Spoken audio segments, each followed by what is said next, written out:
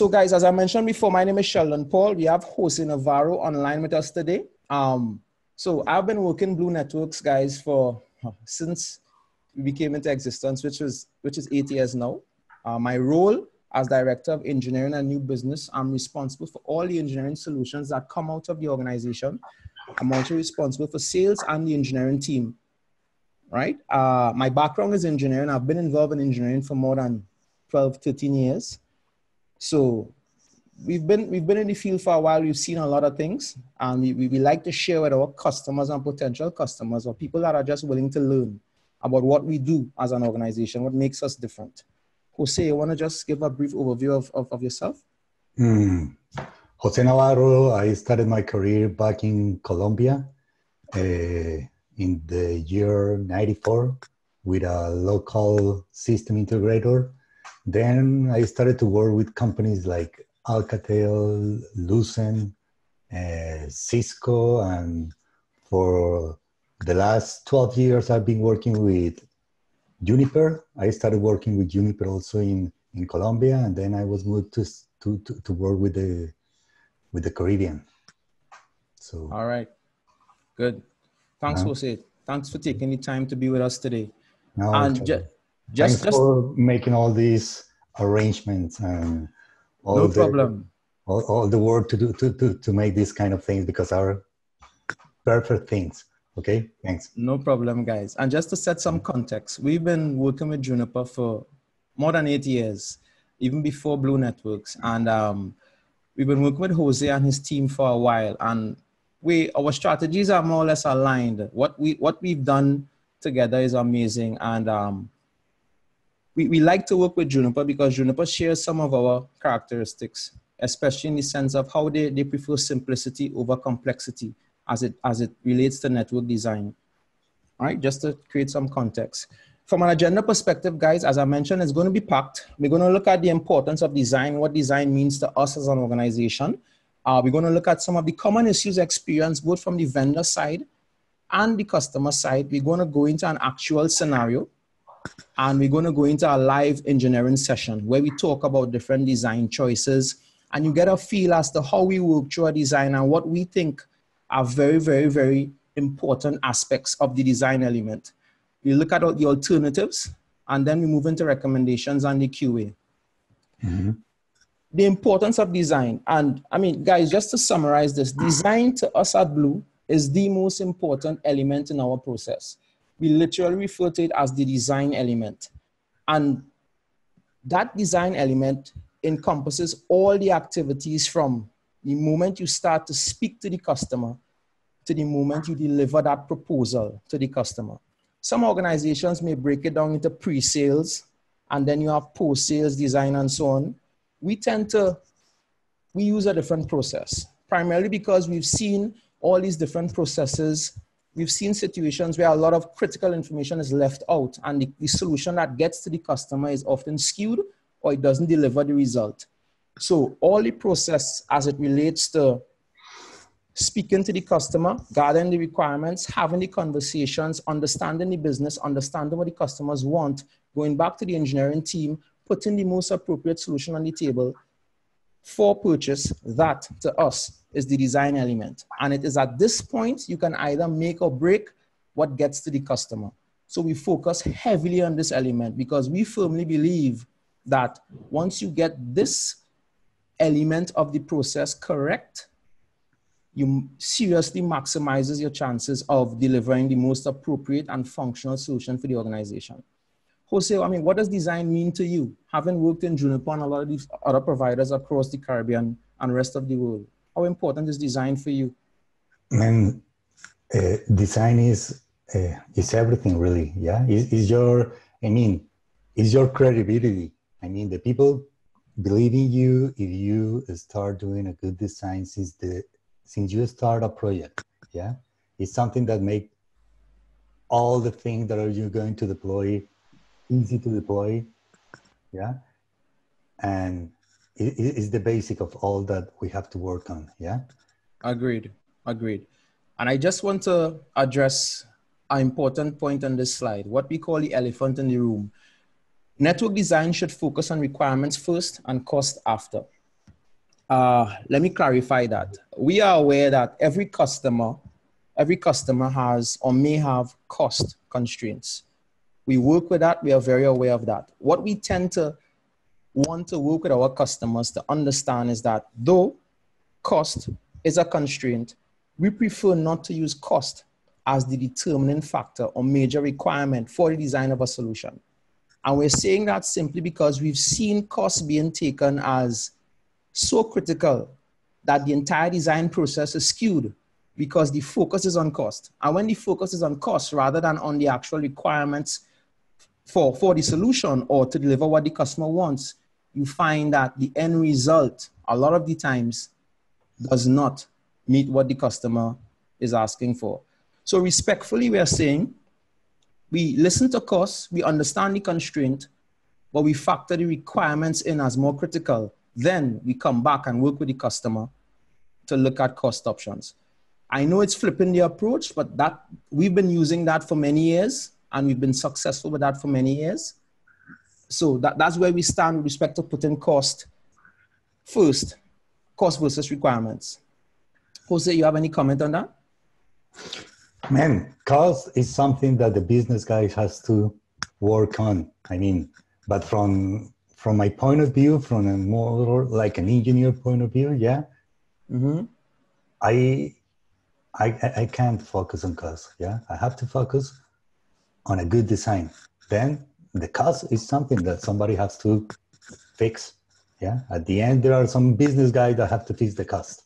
Yeah, but Yeah? What I want to do is a design that works. Correct. And something that you can do is step by step. Yeah. So at the end, it's going to have a cost. Yeah. But the cost could be one step, one by one, not all at the same time. Yeah. So there are different ways to manage the cost.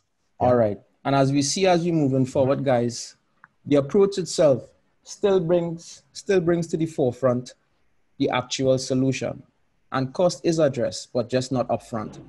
All right, so let's look at some of the issues experienced, guys. And when we say issues experienced, during our time as network integrators, we've seen customers experiencing issues as well as vendors experiencing issues.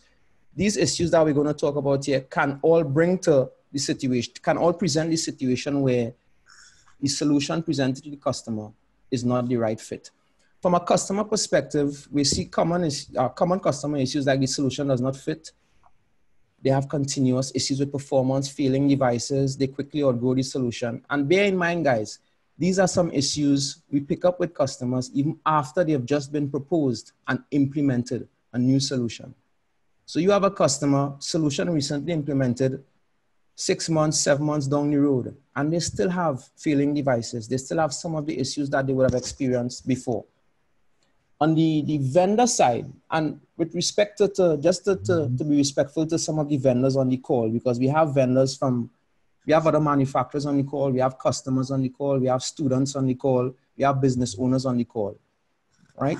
There are issues that we see with vendors as well. We have some vendors that are focused on the sale rather than delivering the requirements. It happens, guys. Yeah, it happens. Yeah, everyone has to push. Well, I mean, if I work for a company, I have to push that company. Agreed. I couldn't push another company. Yeah. So every vendor is trying to sell their solution. Yeah. Like us. Yeah. Yeah, exactly. It happens. We have quotas to meet as well. Exactly. Right. But we have to point it out. It is a real issue. Sometimes when you focus on the sale rather than the requirements, your judgment is skewed. You may put solutions on the table just because you know this is going to be sold rather than this being the optimum solution. You have situations like competing agendas. You may have a lot of opportunities and you realize this opportunity may sell if you sell this solution rather than go the extra mile. So we're not here pointing fingers, but these are practical solutions. And some of our customers on the call may not be privy to some of these things happening in the background.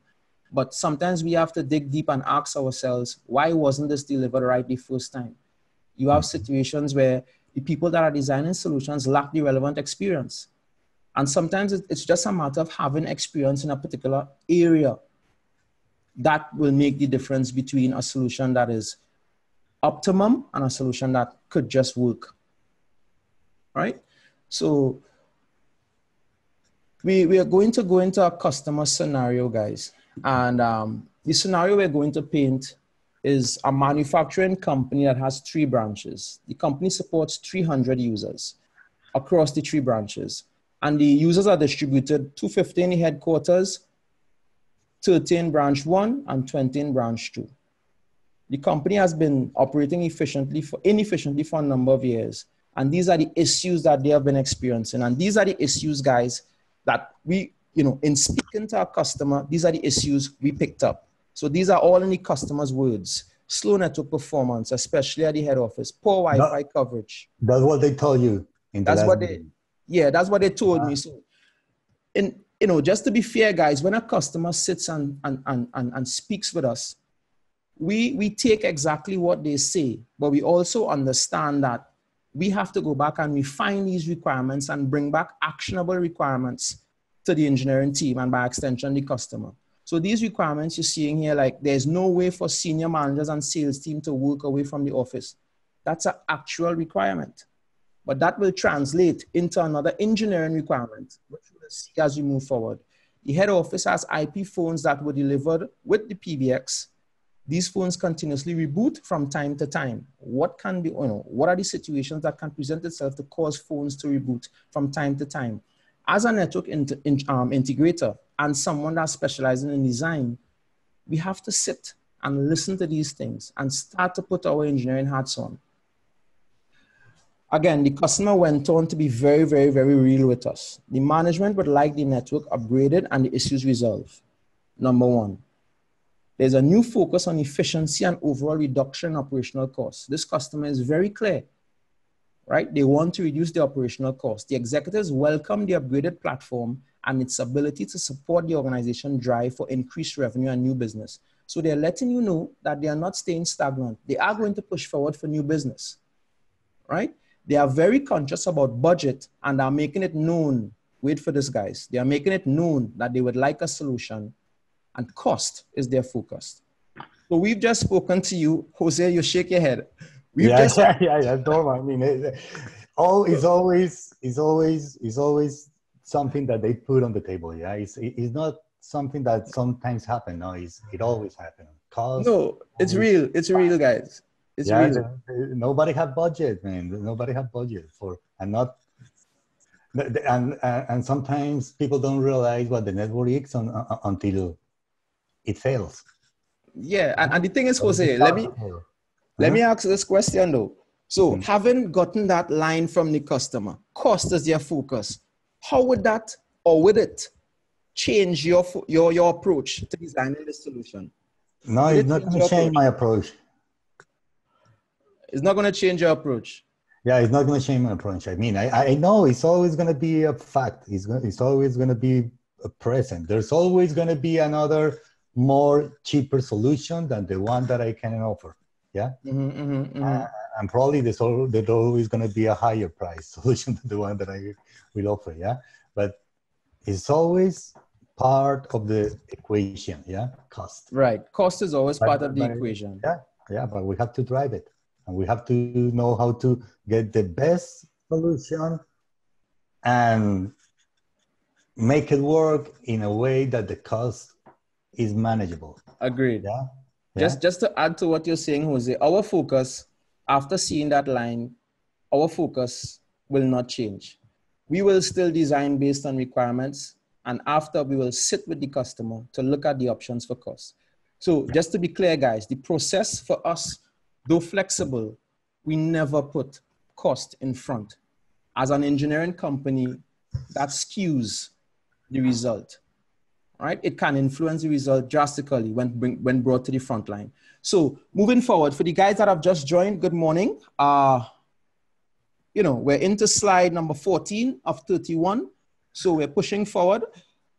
This slide speaks to the customer requirements after being refined by the engineering team, guys. So if we remember the slide before, the customer was actually telling us what they need from a business perspective, which is good, which is true, right? But now we have to change those things into engineering requirements, right? Okay. So this is what you're going to tell to your pre-sales engineers, okay? Correct. The guys that are going to build the solution, These are the requirements they would have brought and taken from the customer and refined and presented this to the engineering team.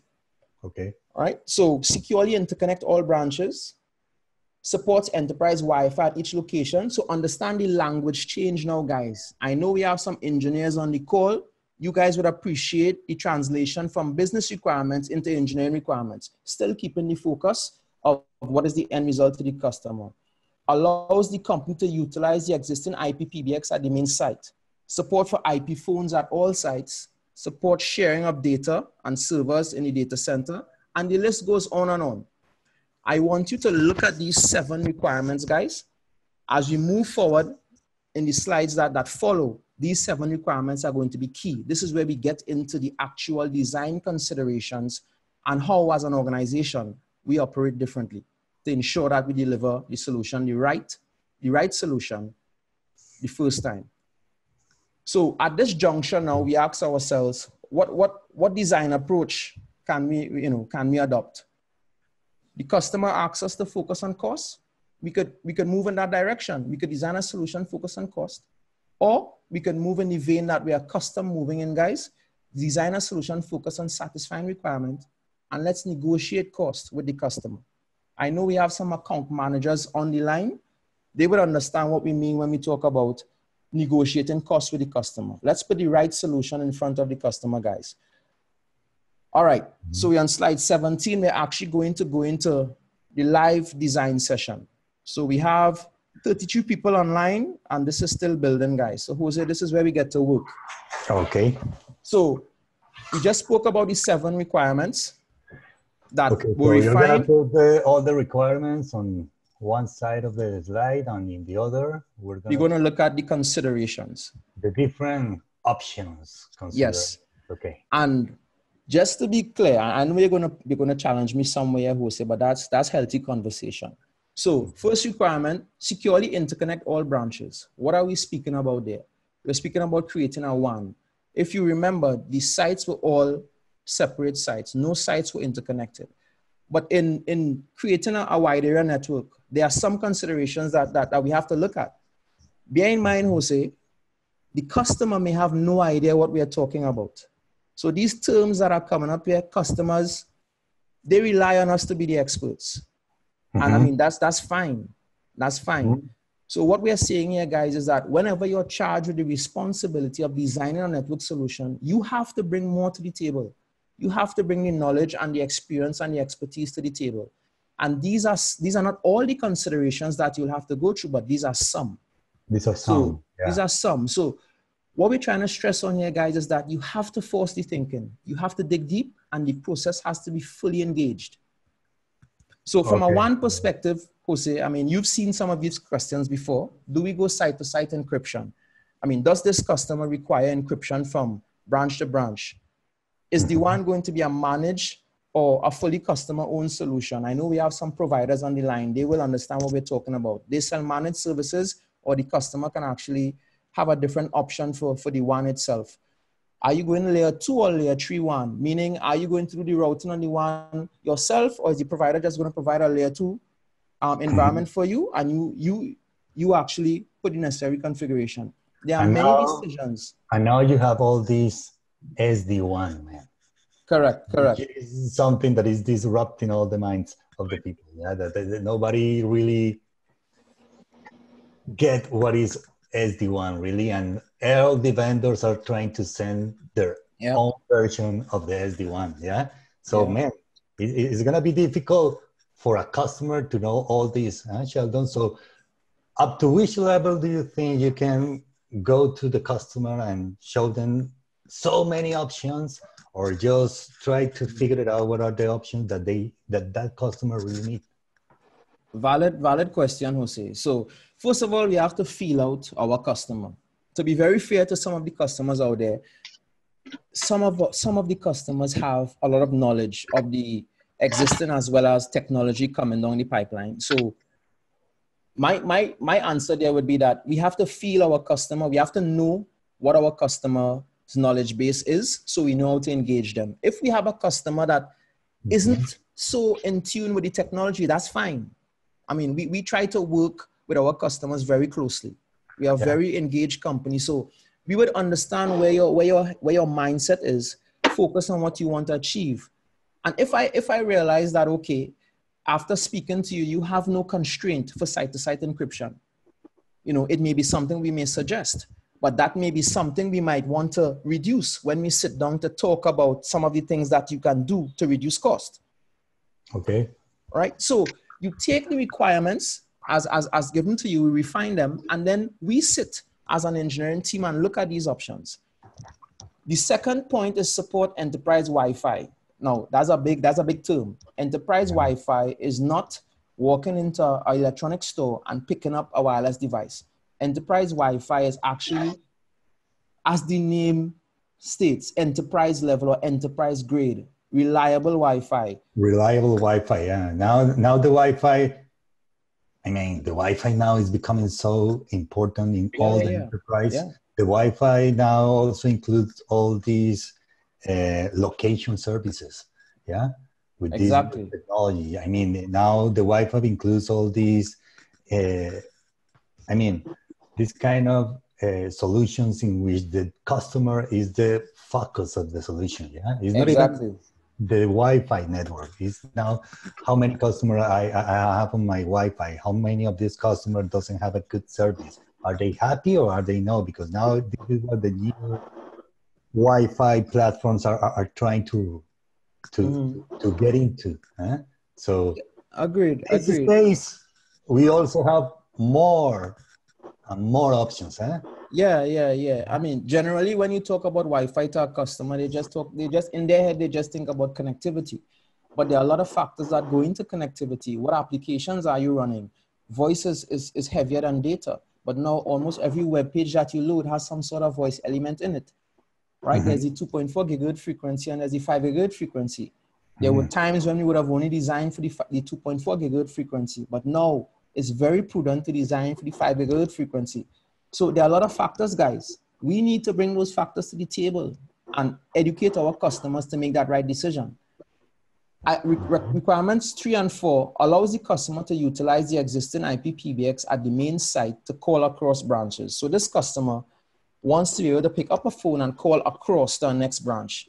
And that is based on the business requirement where they were spending a lot of money in calls in between locations. So we have an opportunity now to deliver what is going to directly affect one of their requirements, which is to reduce overall operational costs by reducing that interlocation dialing and making that dialing private to the organization. So we're actually talking about voice over IP. And when you talk about voice over IP on a network, it sounds sexy. It is. But what has to go into it to make it functional? That's where we have to focus on as an engineering team. What is the dial-in plan? When I pick up a phone, what is the dial-in plan to go to our next extension, to go to our next location? And for the guys that have not been exposed to voice programming or PBX programming, the dial-in plan is essentially what will be the routing table for the PBX. So if I have the headquarters and I pick up the phone and I want to dial the headquarters, what is the dial-in prefix? What are the digits I must dial that would allow me to have the PBX understand that I am going to branch 1? These are all the consideration. Is it a 2-digit dial-in plan? Is it a 3-digit dial-in plan?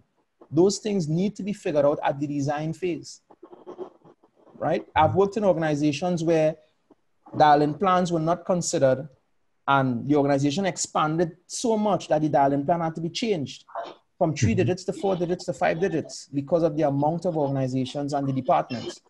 So it's something that you want to bring up at the design level. You have considerations like PoE, Jose. What device? PoE now is crazy, man. I mean, we started talking about 15 watts per port, then we moved to 30 watts per port. Now we are talking about 60, 90, close to 100 watts per port, maybe. And it's crazy. I mean, it's crazy, yeah. This PoE is getting crazy, and everybody's trying to get more power from the switches to put more applications or devices with the specific applications, special cameras or things like that. That I remember requires more power, and like in this example, I'm a manufacturing company, And there are a lot of things that are going to, or are deploying, the industry is deploying to control all the manufacturing stuff. Yeah, Yeah, you have sensors at the devices. Yeah. so probably they will need this amount of power over Ethernet budget, yeah, on the future, yeah. It's not only for the voice over IP. No. But for all the things that we are starting using with power over Ethernet. But what I want to point out here, Jose, I want to give the listening public a practical example of let's take PoE for example. Having not taken a requirement, what we call a basic requirement, like power over Ethernet, into consideration, we've seen situations where networks are outfitted, customers are happy until they implement their IP cameras or until they implement their wireless access points. Because, or the newest access points. Yeah, or the new access points because access camera that they get and suddenly it requires more power.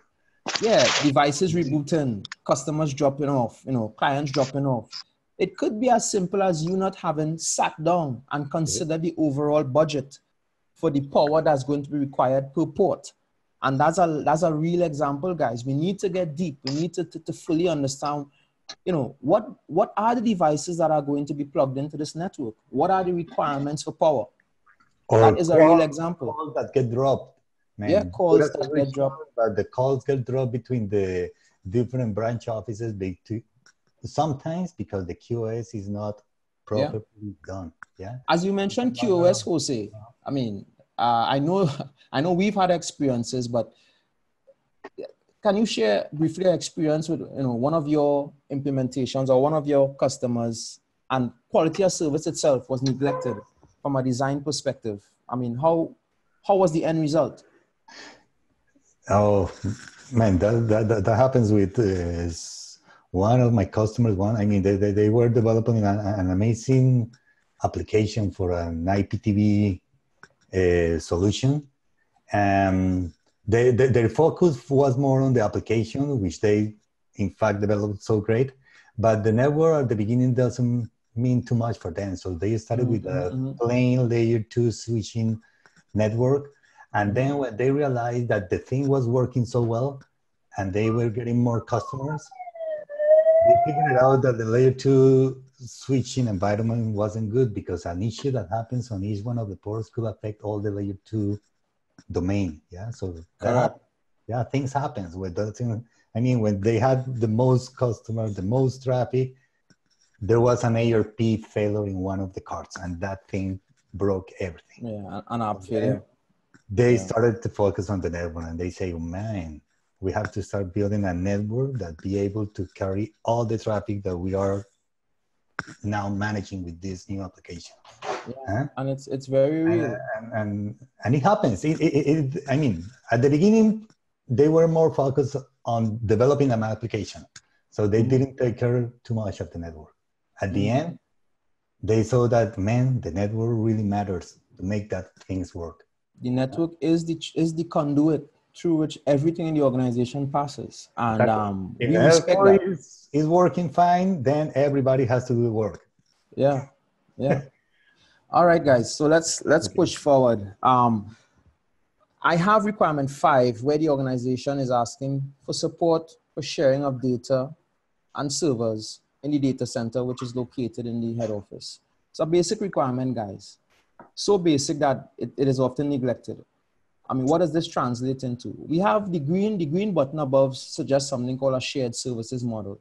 In the technology field, a shared services model basically speaks to a model where you have all of your data consolidated and it's shared throughout the organization, again, via the conduit, which is the underlying network. And what does that mean for the design process? Anytime you're collapsing that scenario, like a data center, into one location, or you're putting all of those servers into one location, you're essentially creating a small data center. And what we ask people to respect is that when you're starting to operate in a data center type vein, your switches or the environment that you're building is at another level. You should not be looking for edge switches to put in your data center. Right? And it happens. Yeah. It happens. And the data center now is changing so much, man. Yeah, protocols. With all the software-defined things that we have now, I mean, the data center switching is not just layer 2 business. Yeah? Exactly. We're talking now about data centers that are running an IP fabric in which we have put in EVPN, layer 2, layer 3 VPNs. It's almost the same thing as an MPLS network with layer 2, layer 3 networks, but all controlled by a controller, an SD controller, in which you just have a GUI and you just say, okay, I need a connection between this, but behind that, there is a lot of complexity. Agreed. And we haven't even started to speak about what's we the are trying to make it organization. simple, but behind of that, there is a lot of complexity. Yeah, we strive to make it simple a lot of times. And now you have all this amount of traffic, I mean, now we're talking about 400 gigabit Ethernet interfaces on the LAN switches, We are trying to connect everything from leaves to spines to manage all the traffic that is going north to south and east to west and all with security, man. So north to south and east to west traffic. That it's so different. The technology is changing so much. I remember that used to be called edge to core traffic. Now it's been coined north to south and east to west. East to west, It's changing, guys. So the point we're making here is that there's a lot to be considered when looking at a data center type environment.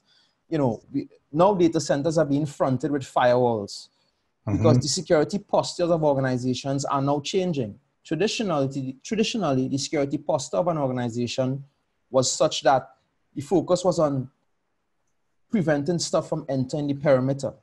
But research has shown many years ago that the majority of your threats emanate from inside the organization.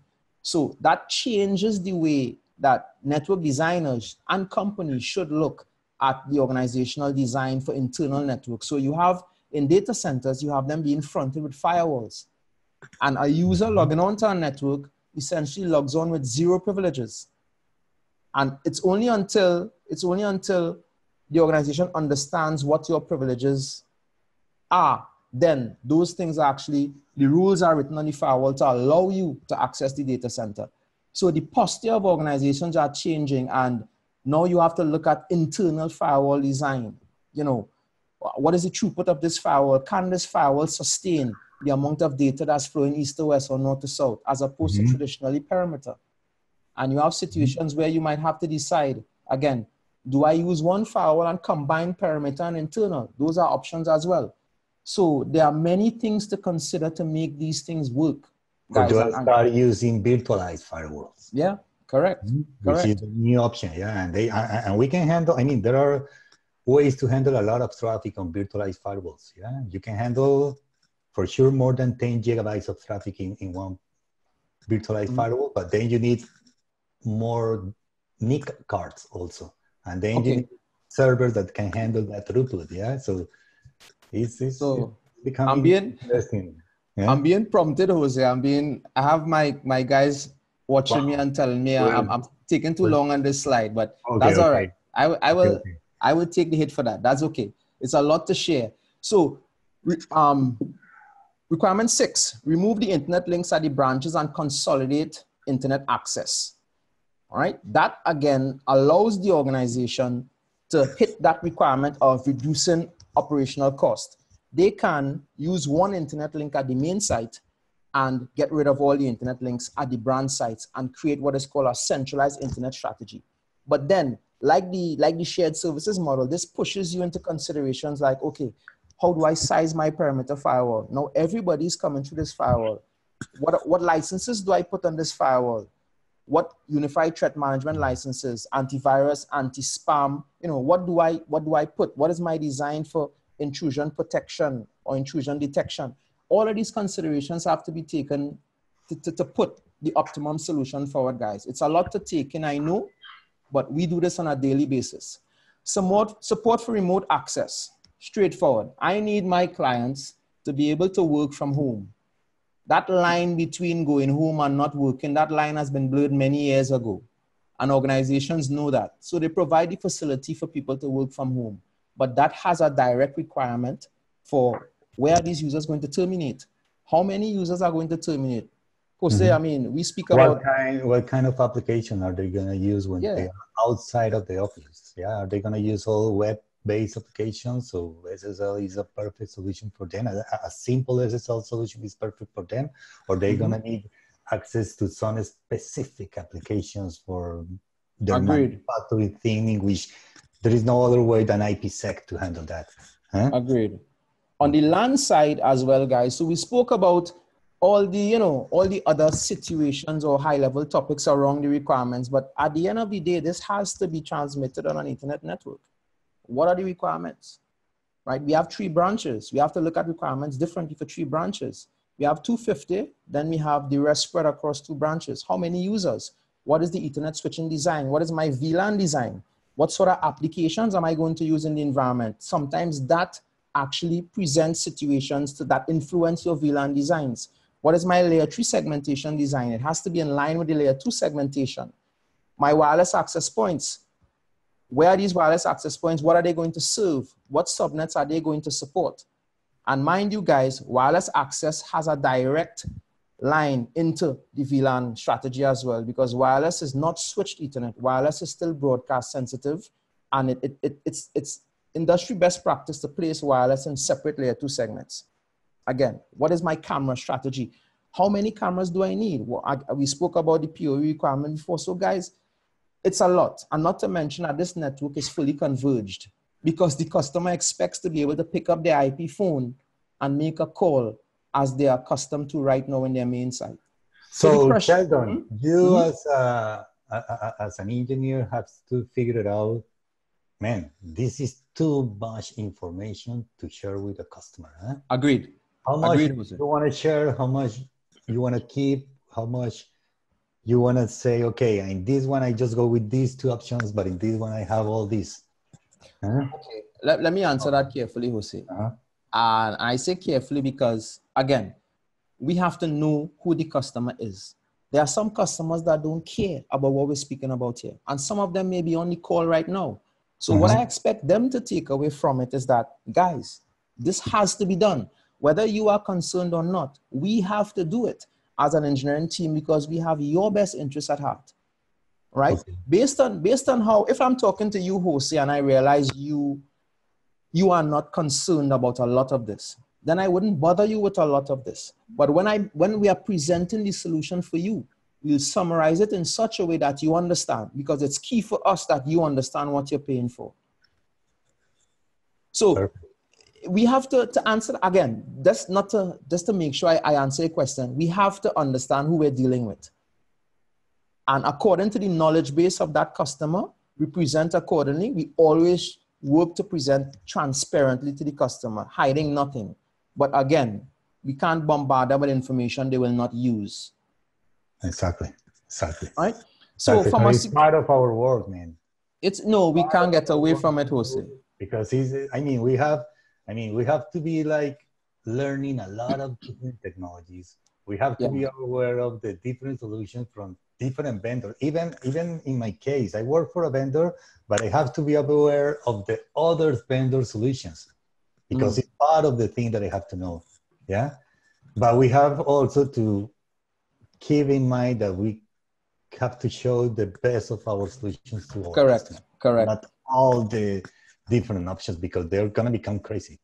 Correct. So from a topology perspective, guys, this slide just gives you an idea of what will come out of the design engagement, and we present to the customer and to our team by extension. So this actually speaks to the high level architecture of the organization that brought the requirements to us. We indicated the call flows, we indicated technologies for redundancy, and we also indicated on this diagram, all the options for voicemail, centralized auto attendant, etc., etc. So I don't want to spend too much time on this. I mean, the slides could be shared with you, but what I wanted to point out is that everything that we would have considered, actually comes back in these diagrams. And what I want to point out here, guys, is that traditionally when we design networks, I mean, many years ago, Jose, you would know this, networks were designed for PCs. For PCs, yeah. We used to make all the network to connect the PCs in each one of the different cubes of the offices, but now it's different, man. It's these devices. This network to connect devices. And So, I don't know if you notice but now they are talking about bulb lights yeah, connected yeah, yeah, yeah, yeah. We've heard to the it. switches. Yeah? I mean, with 15 watts and a LED, you can have a LED light that is perfect for an office. Yeah, Yep. and you can manage the colors. You can manage the amount of light that you put according to the hour of the day. So there are a lot of things that are going to be put on the network that are not PCs now. Yeah. Correct. So on the brand side, guys, we have optional. We have some options as well. The customer actually wanted to remove the internet at each location, right? We have here options to actually keep the internet at the location to actually allow redundancy. And we also have an option here to actually allow end-to-end encryption. So it is at this point when we speak to the customer now, we could start to look at cost and come down, but we have to go through all the available alternate options. So now we have to consider the alternatives. So we've just gone through a situation where we took the requirements, we refined them, and we put the engineering team to work.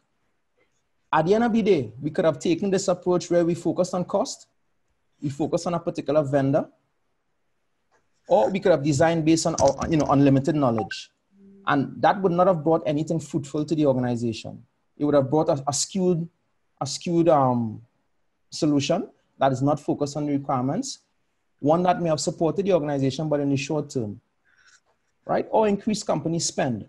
So the recommendations we are making, guys, are very straightforward. We're recommending for both our customers in general and integrators or providers of solutions, because it has to work hand in hand, Jose.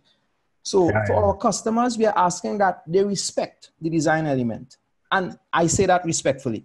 This is the recommendations from the point of view of the guy that makes the engineering part to the customers and to ourselves. Yeah. Yes. And to our, the integrated vendors. We take this advice as well. So guys, we're not showing you anything that we do not use. We understand that customers are pressed for time, but we're asking that they respect the fact that you will only get a solid solution if you allow time to design. But we're also asking integrators to enforce the design element. You have some integrators that, well, this customer only has 2 days, but you need 5. Negotiate with the customer. Don't put yourself in a position where you cannot deliver something fruitful. Then customers, be as clear as possible. You know your business better than us. But on the other hand, we're asking, integrators work with the customers to properly understand. The customer does not know everything. They may be discussing something with you. Yeah, we have to talk, man. We have to get in a meeting. We have to get in a table. We have to talk. Get in front of them. Yeah, we have to get in front of them. Customers, it's better when you understand exactly what goes on in your business. And we're also asking integrators, you have to push yourself to understand the customer's business. Time and time again, we hear, some people who we've seen doing designs making comments like, no, I don't need to know that. That's the customer's business. No, it's actually yours.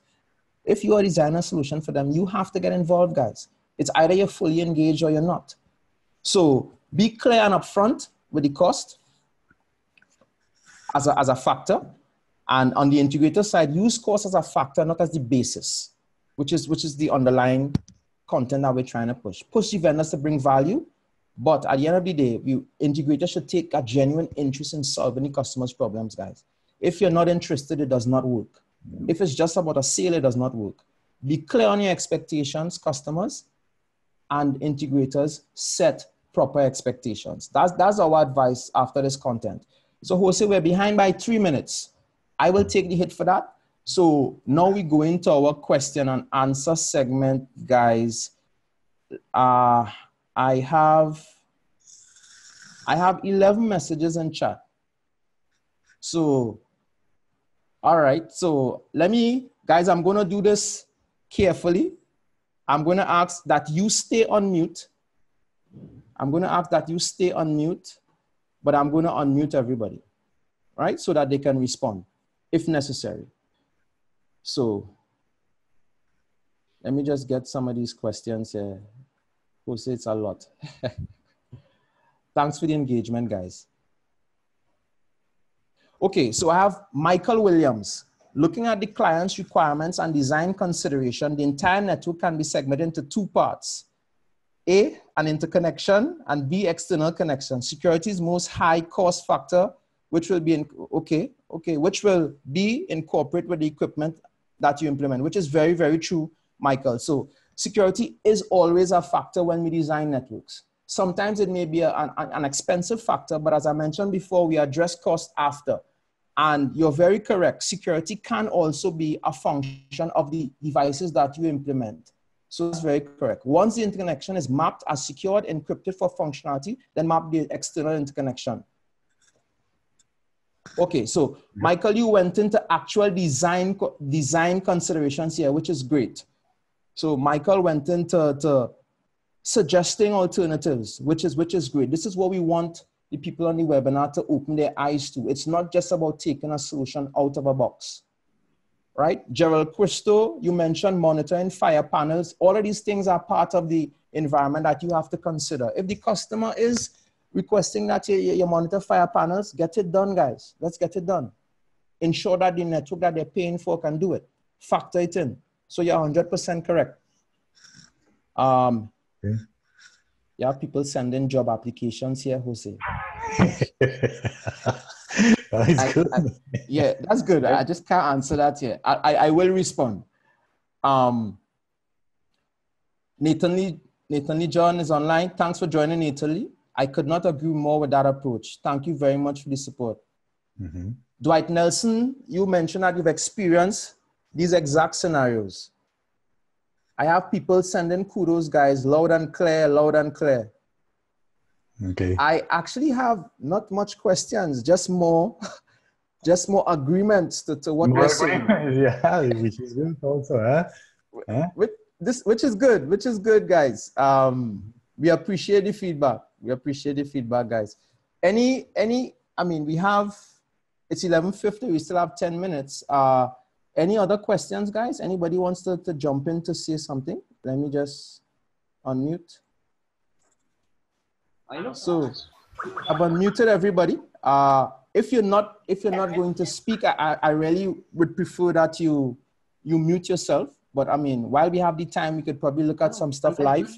Demonstrating now because this formal here, right? I can't push back and say, well, we can't do this because X, Y, and Z. What I have to do is comply with it for a month, and at the end of the month, go review for him and say, okay, based on your recommendation in this number, I need to send back my money at the end of the month. Went along with your recommendation, and this is how much time we lost. This is what we, So I have to mute back everybody. All right, let's go back to the chat. Jose, let me unmute. Ingram. Yeah. Yeah, there is a question from Ingram. Is a question? Okay. Let me check. Wow, the screen is busy. Chat. Okay, there's a question from Ingram. Okay, Maybe Ingram, yeah. You have a question. Can you unmute Ingram? Yes, let me unmute Ingram.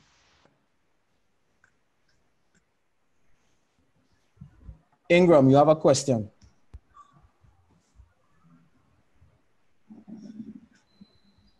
Ingram? No, he's typing. Okay, all right. Sometimes. Okay.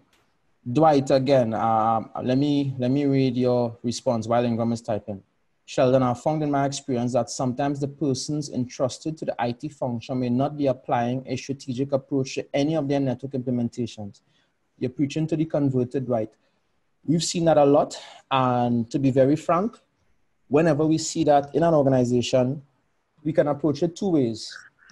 We can show that person up by being more strategic, or we can try to work with that person. And in a lot of situations, we have to do what we have to do, but we prefer to work with that person because nothing augurs better with an organization more than the IT team actually partnering with you to present a solution to the organization. And a lot of the times, if you try to present a solution and the IT team is not on board, you end up with challenges. So our first approach is to work with them.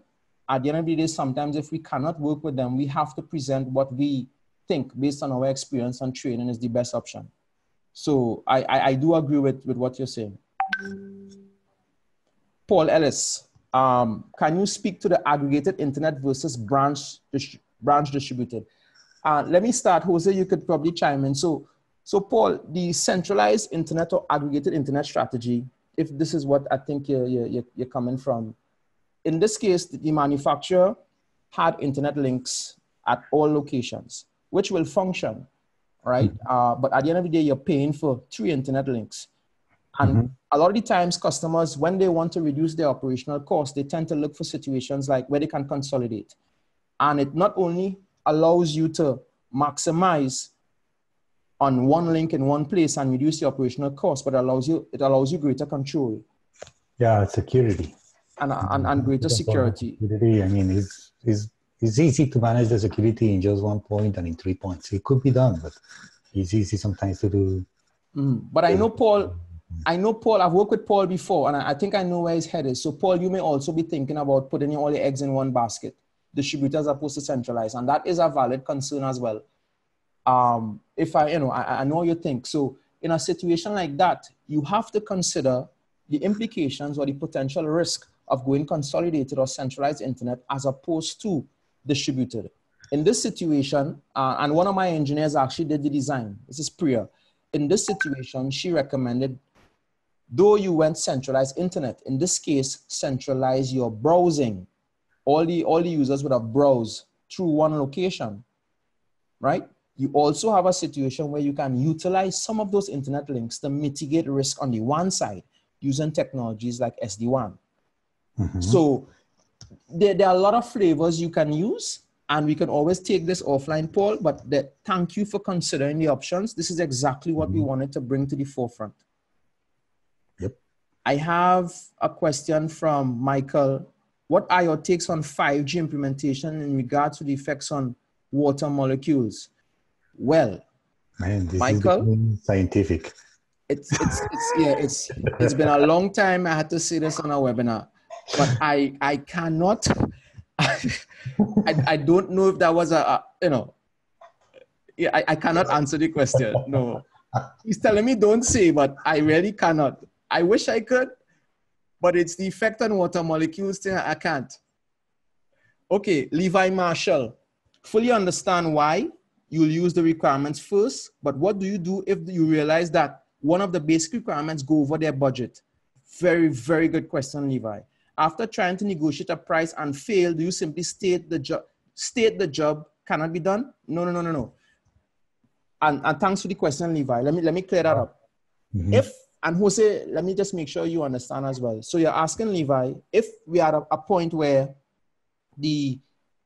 one of the requirements chose the customer beyond the budget, right? So that's after we design and we sit with the customer. This is the cost of this. These are your options. So we will sit with the customer and we'll have the customer understand, in this case, this went over budget. Let's look at what you can sacrifice. What requirements can you not, what can we not deliver today? And potentially look at another project. Let's say, how can we get into our final design step by step and the lower cost possible that we can handle? Yeah. So, I mean, there are also some other ways. Yeah. I mean, financing, special discounts, things like that. I mean, it's a matter of talking also to the business guy. Yeah. Yeah. But so Levi there will not be a situation where we say this cannot be done.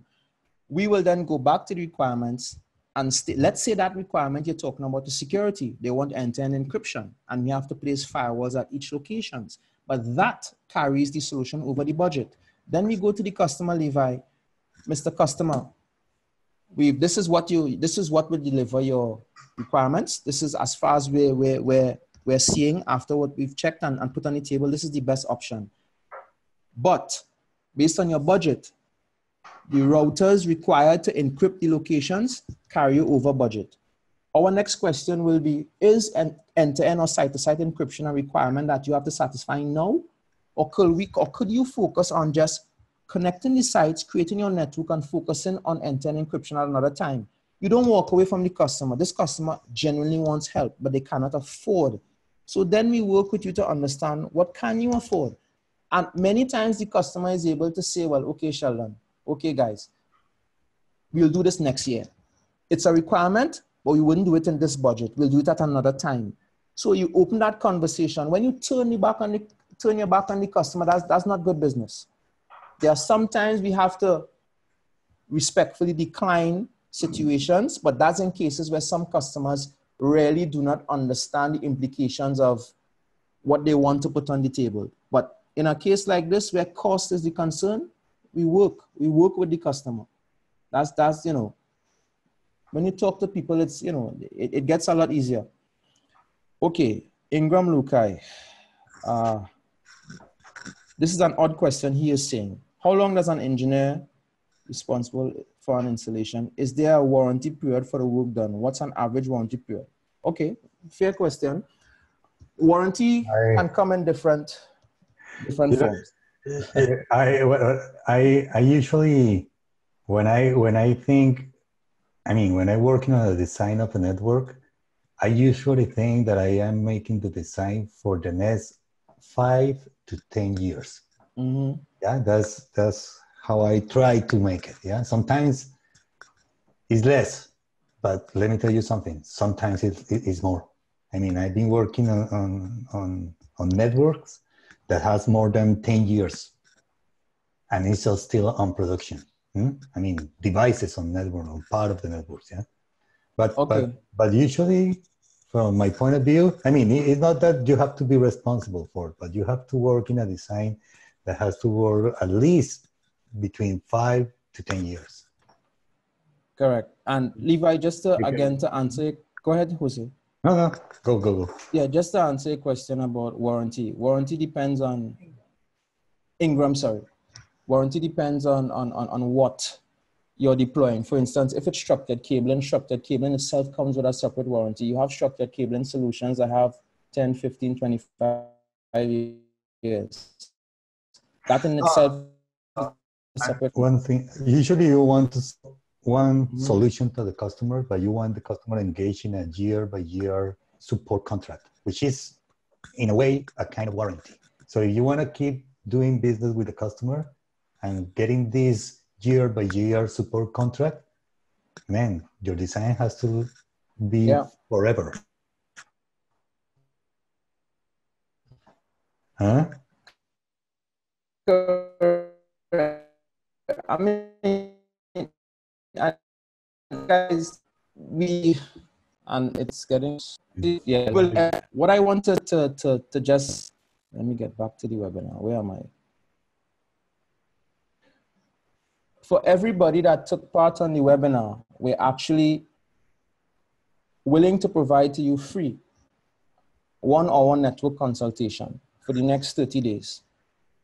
Right? The promo code we will use is design element. So all you guys have to do is email us. Right? You can send your email to me, sheldon.paul@bluenetworks-tt.com. I will get my engineering team involved. We'll schedule the meetings that we can schedule.